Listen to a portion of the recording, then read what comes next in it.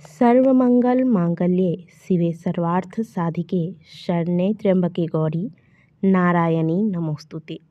नमस्कार दोस्तों, स्वागत है आप सभी का आपके अपने चैनल खुशहाल ज़िंदगी में। दोस्तों, नवरात्रि का महापर्व बहुत ही शुभ तथा मंगलकारी माना जाता है। नवरात्रि के 9 दिनों में माता दुर्गा के 9 अलग अलग स्वरूपों की पूजा की जाती है तथा ये 9 दिन गंगा मैया की एक एक बूंद की तरह पवित्र मानी जाती है। ये शुभ समय भक्तों के जीवन में खुशियों की सौगात लेकर आता है। आपको बता दें कि हर साल माँ दुर्गा इस दौरान पृथ्वी लोक पर आगमन के लिए अलग अलग वाहनों का चुनाव करती है। इस वर्ष माता दुर्गा हाथी की सवारी पर पृथ्वी लोक में पधारेंगी तथा अपने भक्तों को कष्टों से मुक्त करेंगी। साल 2022 में नवरात्रि का महापर्व 26 सितंबर दिन सोमवार से प्रारंभ हो रहा है तथा इसका समापन 5 अक्टूबर दिन बुधवार को होगा। नवरात्रि के पहले दिन कलश की स्थापना की जाती है। इस वर्ष शारदीय नवरात्रि के कलश स्थापना का शुभ मुहूर्त होगा 26 सितंबर प्रातःकाल 6:11 से प्रातःकाल 7:51 तक। कलश स्थापना वाले दिन माता के पहले स्वरूप शैलपुत्री की पूजा की जाती है। इसके बाद लगातार 9 दिनों तक माता के अलग अलग स्वरूपों की पूजा अर्चना की जाती है। अलग अलग स्वरूप के अलग अलग पुष्प, मंत्र, भोग इत्यादि द्वारा माता की पूजा अर्चना इस दौरान की जाती है। नवरात्रि के इन 9 दिनों में माता के हर भक्त की यही इच्छा होती है कि माता हमारे द्वारा किए गए पूजा पाठ को स्वीकार करे, हमारे घर में प्रवेश करें तथा सदैव हम सभी पर अपनी कृपा दृष्टि बनाए रखें। लेकिन क्योंकि हमारे ही द्वारा किए गए कुछ गलतियों की वजह से हमारे घर में नकारात्मक ऊर्जाओं का वास हो जाता है और जहां नकारात्मक शक्तियां होती हैं, जहां नकारात्मक ऊर्जाएं होती हैं, वहां से सभी देवी देवता रुष्ट होकर चले जाते हैं। इसलिए यदि आप भी माता रानी के भक्त हैं, उनकी कृपा प्राप्त करना चाहते हैं, कलश स्थापना करना चाहते हैं, घर में माता की चौकी लगाना चाहते हैं, तो आपको इससे पहले इन सभी गलतियों को करने से बचना चाहिए, जो कि आज के वीडियो में हम आपको बताने वाले हैं। वीडियो को पूरा देखें और अगर वीडियो अच्छी लगे तो लाइक ज़रूर कीजिएगा। टूटी फूटी, खराब, बंद पड़ी चीज़ें जिनका हमारे घर में कोई भी प्रयोग नहीं किया जाता, ऐसी चीज़ों को घर में जमा करके रखने से इससे घर में नकारात्मक ऊर्जाएं वास करती है। दोस्तों, नवरात्रि के ये 9 दिन बहुत ही पवित्र तथा महत्वपूर्ण होते हैं।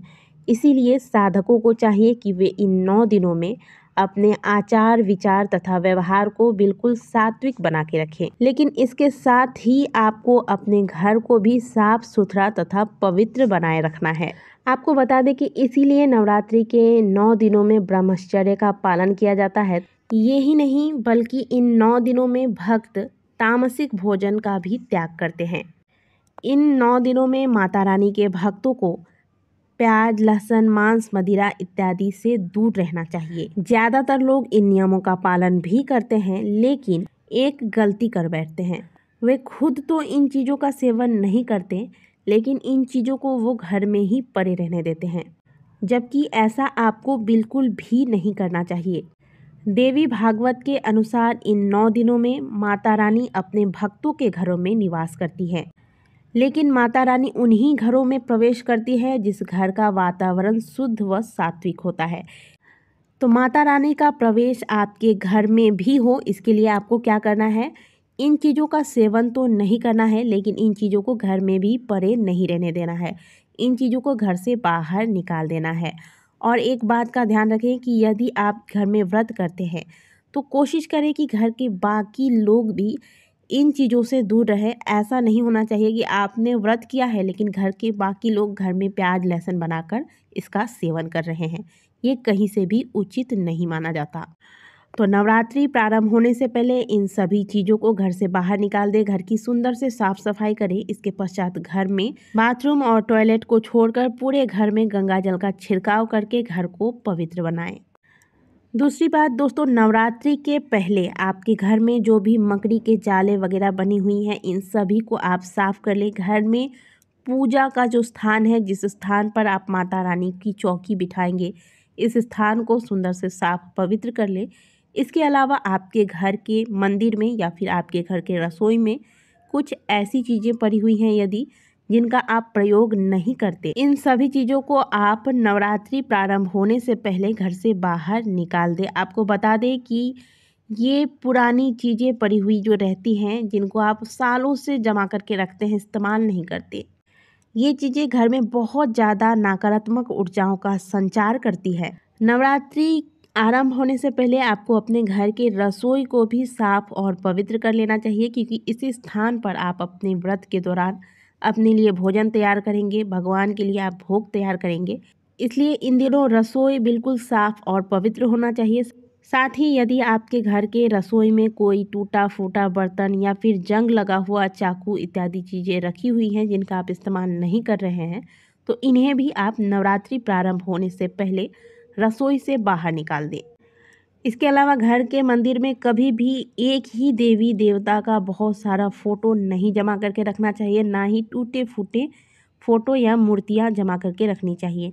तो ऐसा कुछ यदि आपके घर के मंदिर में आपने जमा करके रखा है तो इन्हें नवरात्रि आरंभ होने से पहले घर से निकालिए, निकाल कर जाकर किसी बहती नदी में प्रवाहित कर दीजिए। दोस्तों, पूरे घर में घर का मंदिर एक ऐसा स्थान होता है जहाँ पे सबसे ज़्यादा सकारात्मक ऊर्जाएं एक्टिवेट होती हैं और होती ही रहती हैं। ऐसे में घर के मंदिर को साफ पवित्र बनाए रखना हमारी जिम्मेदारी है, ताकि यहाँ पर सदैव सकारात्मक ऊर्जाओं का वास हो और माता रानी सहित सभी देवी देवताओं का वास हमारे घर के मंदिर में हो तथा उनकी कृपा हमें प्राप्त होती रहे।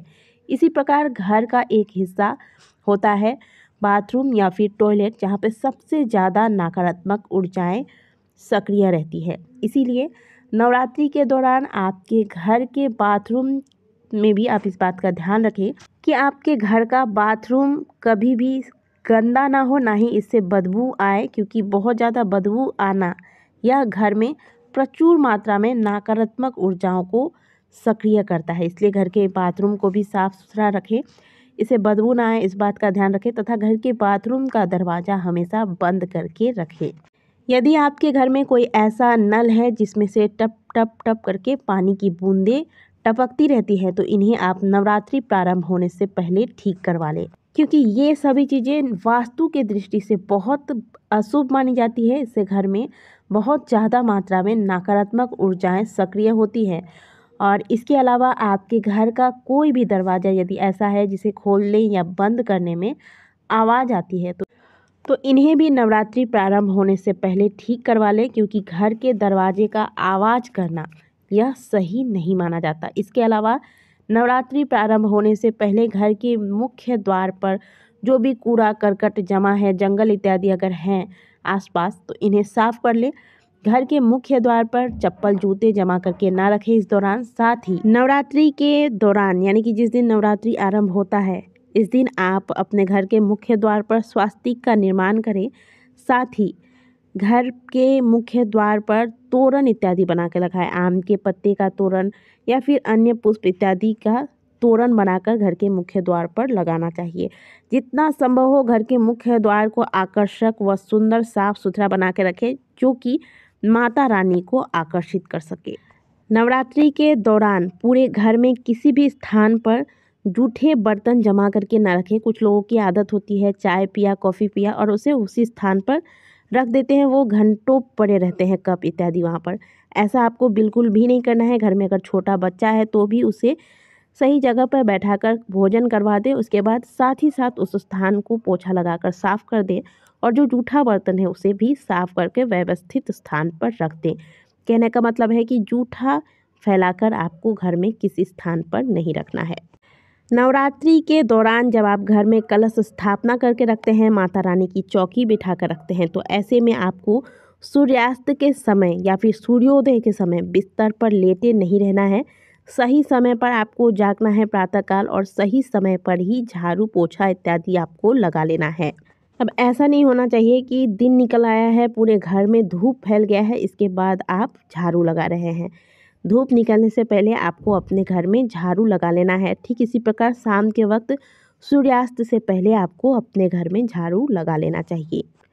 तो दोस्तों, यदि आप माता रानी की कृपा प्राप्त करना चाहते हैं कि आपके घर में माता का प्रवेश हो, तो आपको इन बातों का ध्यान अवश्य ही रखना चाहिए नवरात्रि के दौरान। पूरे घर की अच्छे से सफाई करने के बाद घर में सात्विक वातावरण बनाकर स्वयं सात्विक आचरण धारण करके फिर जब आप माता रानी की स्थापना करते हैं, कलश की स्थापना करते हैं, माता का ध्यान करके माता के नाम से जोत लगाते हैं, तो निश्चित तौर पर माता आपके द्वारा किए गए इस पूजा को स्वीकार करती है और माता आपके घर में प्रवेश करती है। दोस्तों, वीडियो अगर अच्छी लगी है तो वीडियो को लाइक ज़रूर कीजिएगा। कमेंट बॉक्स में जय माता दी अवश्य लिखिएगा। मिलते हैं आपसे अगले वीडियो में, तब तक के लिए ओम नमः शिवाय, हर हर महादेव।